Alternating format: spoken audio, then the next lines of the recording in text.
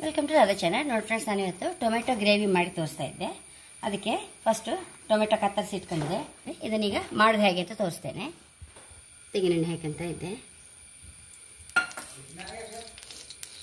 ಒಂಚೂರು ಸಾಸಿವೆ ಎರಡು ಮೆಣಸು ಹಾಕಂತ ಇದ್ದೆ. ಸಾಸಿವೆ ಹೆಚ್ಚಾ ಇತ್ತು. ಇದಕ್ಕೆ ಒಂದು 7 ಬೆಳ್ಳುಳ್ಳಿ ಹಾಕೊಂಡೆ, ಶುಂಠಿ ಹಾಕಂತ ಇದ್ದೆ, ಹಸಿಮೆಣಸು, ಈರುಳ್ಳಿ,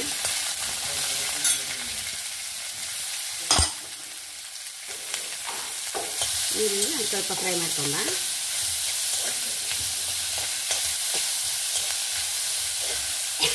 ಎರಡು ಟೇಬಲ್ ಸ್ಪೂನ್ ಹಾಕಷ್ಟು ತೆಂಗಿನಕಾಯಿ,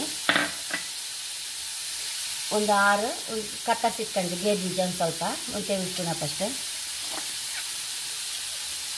ಒಂದು ಅರ್ಧ ಟೀ ಸ್ಪೂನ್ ಜೀರಿಗೆ, ಒಂದು 6 ರೆಡ್ ಚಿಲ್ಲೀಸ್. ಇದನ್ನು ಮಿಕ್ಸಿ ಮಾಡ್ಕೊಂಬರ್ತೇನೆ ಫ್ರೆಂಡ್ಸ್. ಅದು ಸುತ್ತ ಒಂಚೂರು ರೋಸ್ಟ್ ಆದ ಕೂಡಲೇ ಟೊಮೆಟೊ ಹಾಕೊಂಡಿದ್ದೆ.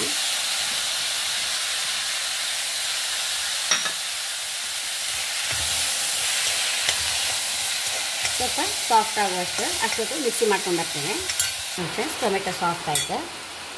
ಮಸಾಲೆ ಅರ್ಧದನ್ನು ಹಾಕೊಳ್ಳುವ. ಒಂಚೂರು ರುಚಿ ತಕ್ಕಷ್ಟು ಉಪ್ಪು ಹಾಕೊಂಡ, ಉಪ್ಪು, ಸ್ವಲ್ಪ ಬೇವಿನ ಎಲೆ,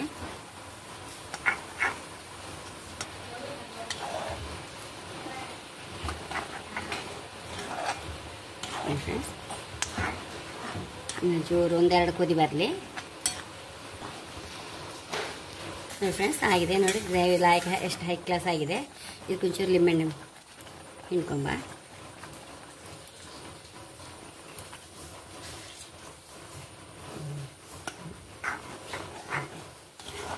ಬೌಲ್ ಟ್ರಾನ್ಸ್ಫರ್ ಮಾಡೋ ಫ್ರೆಂಡ್ಸ್. ಇಲ್ಲಿ ಬೌಲಿಗೆ ಹಾಕಂತ ಇದೆ.